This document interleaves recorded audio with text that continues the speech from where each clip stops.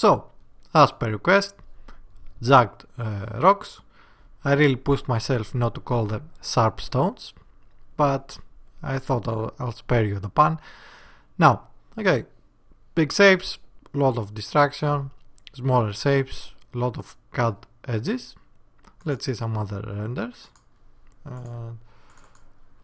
Okay, different variations on the shapes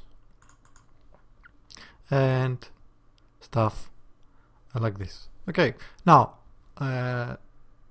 these renders are a little bit touched on Photoshop, just adjust the curves a little bit, because I think I've found another bug with iRay. With, at least I think it's a bug, or I hope it's a bug. Okay, and it has to do with after I finish the renders, for some reason it whites everything out, so I'm losing a lot of the nice color I've put. Okay, just so you know, if it doesn't look exactly the same, it's because it's a little bit changed on, you know, just adjust the curves a little bit, like half a millimeter. Anyway, okay, these are rocks you can control with the random seed and a little bit more with on our tile random over here. We can change the seed and we'll get a whole different design. We can also control if we want more pebbles or more rocks. Okay, let's go with this. Let's fix this, and I'm going to set my camera to use the window resolution, so it's a little bit faster. Set it like that, and let's start. Okay, we're not going to see something wild that we haven't seen before, just, you know, a little bit of different variation. So we start with our base rock, and we have the shape over here, okay, which is a brick, just a brick, pattern specific, and I lowered the scale. We add a little bit of blur, or a lot of blur, just so that it fixes a little bit or blurs the gradation we see over here, although, yeah, you can barely see it. Okay, test the F6, and then I'm going to multiply it with gradient linear 1, not multiply, mean darken, and we start to get this nice wedge shape over here, which is going to be the base of the hard edges we see on our rocks. Okay, the stuff we see over here, and this is actually really nice. So after that, I'm going to cut my rock with using crystal or crest and clouds too. I'm going to blend them with multiply, so we get something that looks like this, and I use a directional warp with a warp angle like this. Obviously you can change this, the angle, and it will change the whole design into something different. Okay, you can see the changes it does. It probably should work either way, although I think this one has a little bit more intense edges, like I want to get rid of this line, so I'm going to simply control Z back. Okay, and we are back again. Now we have our basic rocks, so this is what we're going to use to scatter around. So we're going to use tile random, just 4x4 the amount, and you can see with the variables I change pretty much: rotation random, threshold, okay, random X, random Y. You can play with this. Scale, obviously this is important. This one is the bigger shapes, okay, the bigger rocks, call them like that. Okay, you can see scale random, rotation random, offsets, add a little bit of color random to it, just so that it's not everything the same. And you can see that I've left my blending mode to add sub. I didn't want to add max because that will kinda fuse my rocks or have a better separation on them, and I just want them to look like, you know, it's the same rock, that it's only destroyed or caved in, stuff like that. And this was going to be our smaller rocks, although you won't be able to see them everywhere. Okay, they are on a few places, but they help to even more break away our rocks, basically, in the end, as you can see over here. Okay, the settings for this are pretty much almost the same. You know, they won't matter anyways, whatever you put, just change the X and Y amount. We basically want less, smaller and smaller cuts. So I'm going to blend them together with max light, and you can see that inside our rocks we have even more shapes and even more separations, and it does make for a more interesting pattern to look at. Okay, and I'm going to use slow brew grayscale, just a little bit, as you can see, 0.2, it's almost nothing to get this, and I'm just using cells 1, and I'm multiplying on top of it with the base pattern. Okay, this is very, very subtle. Probably you won't even notice much of a difference, but on the end I think it does work with the final shapes, because everything gets and I think this is way more, everything gets blown up in the end. Okay, even though we cannot see it with the eye, yeah, the engine can. So after that we have our basic shape. We have to do a separation, and I just went with pebbles, you know, or something that looks like pebbles. You can add ground, you can add anything else you want with this. Okay, it's entirely up to you. So what I did is got fractals Perl noise zoom, blur it with each other, so we get stuff like, you know, it looks like they are rocks, or like, you know, something else, I don't know. And I'm using again slow brew grayscale with another Perl noise zoom. Intensity, you can see that mean, so we start to chip away so that they look like rocks, or they have more rock shape. And I'm going to use the fractals and base with the roughness lowered, so we have something like a texture we can add on top of it, so they are not too flat. And you can see it's very, very subtle, and at some points you cannot even see it. But anyway, so after that, okay, we have our basic shape levels, so that we have even more separation between the background and our rocks. And I'm going to use a height blend with height offset and contrast, and this will control how many of my rocks are visible and how much of the ground is you know, is covered. If we lowered it, you can see, of course it has to load, it's 2K resolution, obviously. You can see that you can do a lot of nice stuff with this, a lot of different variations. Okay, it's stuff we have already seen before. If you haven't seen it before, then check the other videos in my channel, and it will also be a good reason to subscribe. Okay, height blend, so that means our height is ready, so we just output it. Okay, and we have our height. Let's see the roughness. For the roughness, I basically went with clouds 1, clouds 2. I blend them with multiply around half. Doesn't matter, we just want, you know, separate patterns over here. And I'm using directional warp with this, although yeah, you can see that the shapes are really different, so it doesn't really matter. You can add, even if you add the directional warp, I just like to add them so that there's no pattern that directly covers that, you know, the AI can follow from one rock to the other.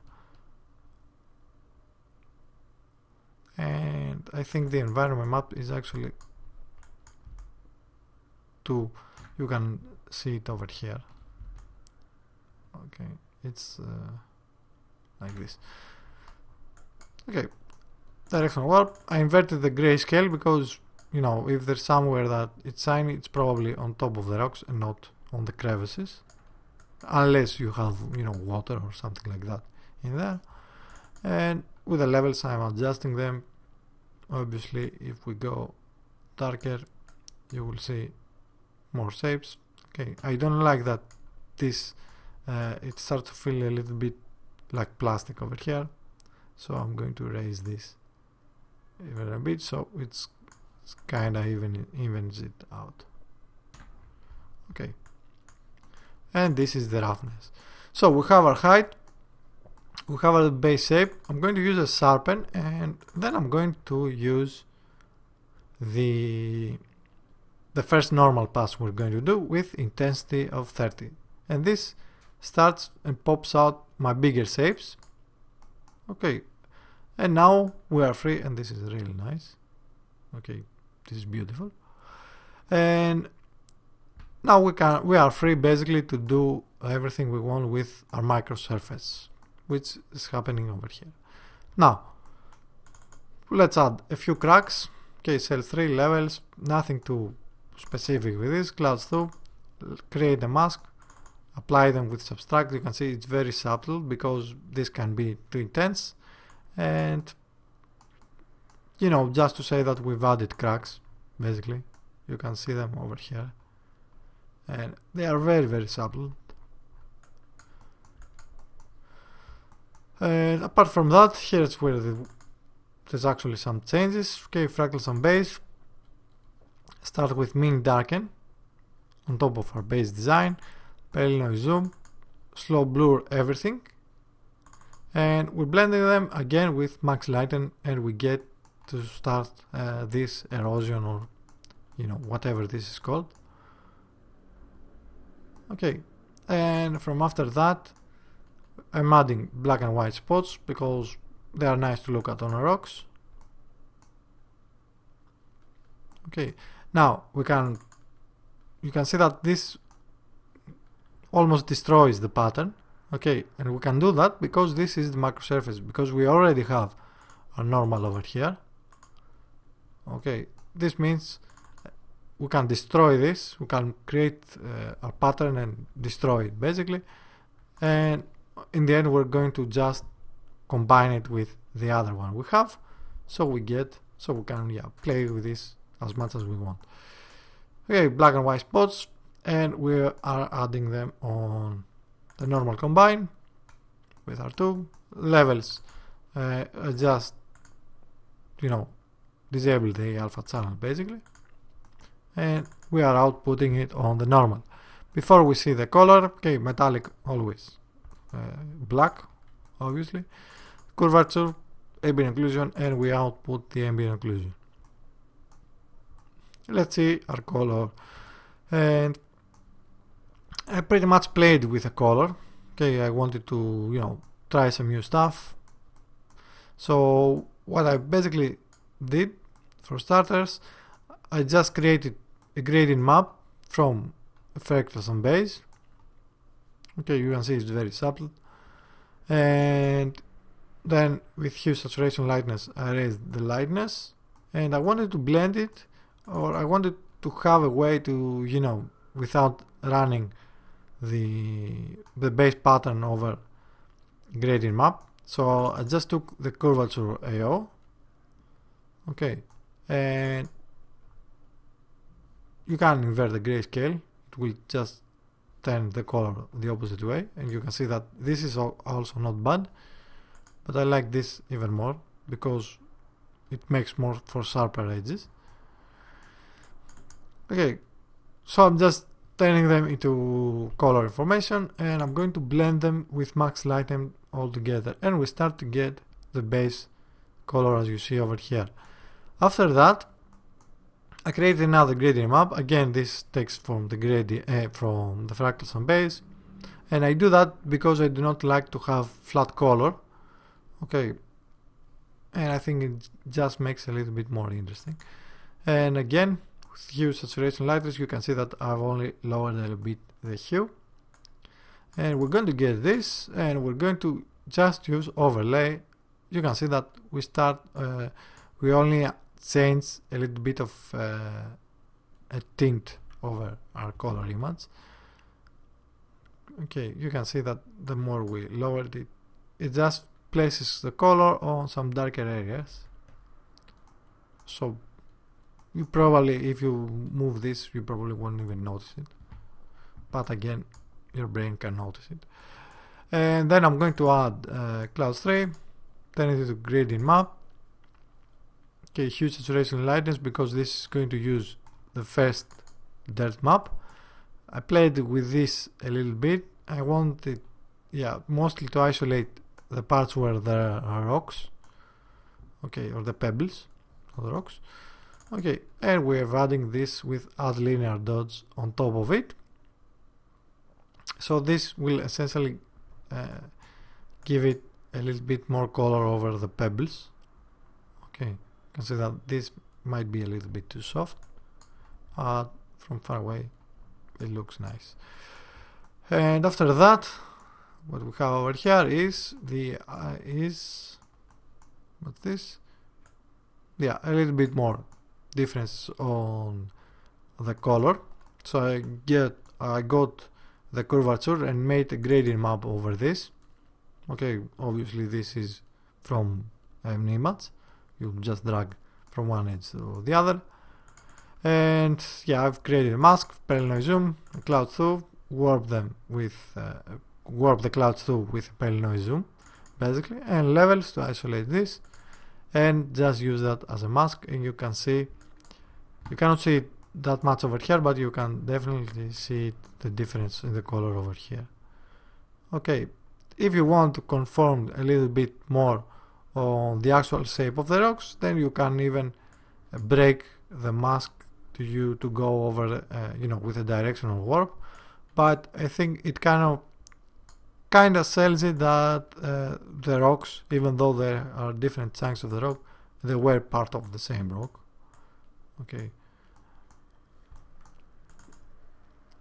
and we are we're over here. We've just added the new color, as you can see over here. Maybe this might be a little bit much, but I'll let you play with this. And after that, what I'm doing is this, I think, and this is because there's supposed to be a lot of dust. Let's say it's dust, okay, because there is a lot of destroyed rocks and stuff like that, like natural dust or something like that.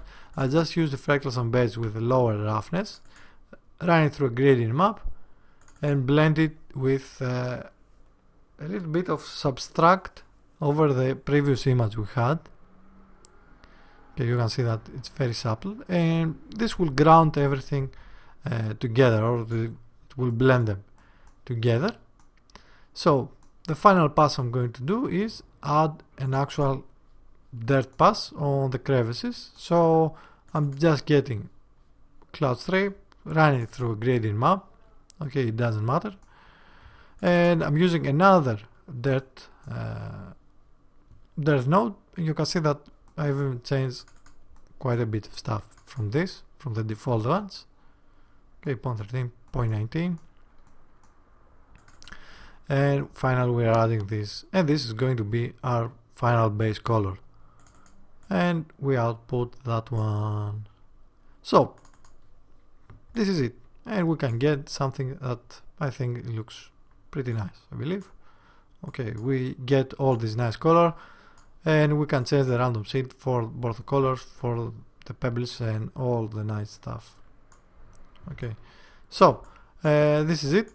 Of course, as always, you can download the substance from my Patreon page. Okay, go to posts and download them from over here.